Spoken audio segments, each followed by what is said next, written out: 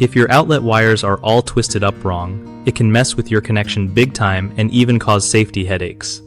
So, first off, make sure you turn off the power before touching anything. You don't want to get zapped.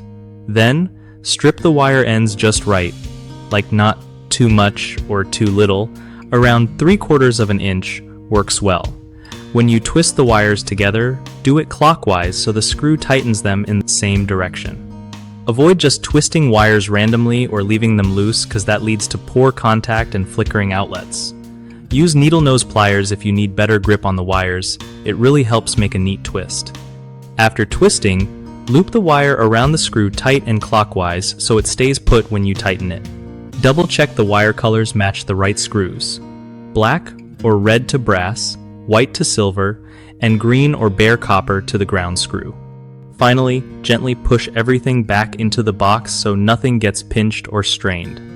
One of the biggest mistakes with outlet wiring is twisting wires the wrong way, which makes your connection weak and can spark fires. Fix it by always twisting clockwise with the screw direction. Another common problem is stripping too much or too little wire, which either leaves exposed metal or makes a bad connection. Stick to about 3/4 of an inch for stripping.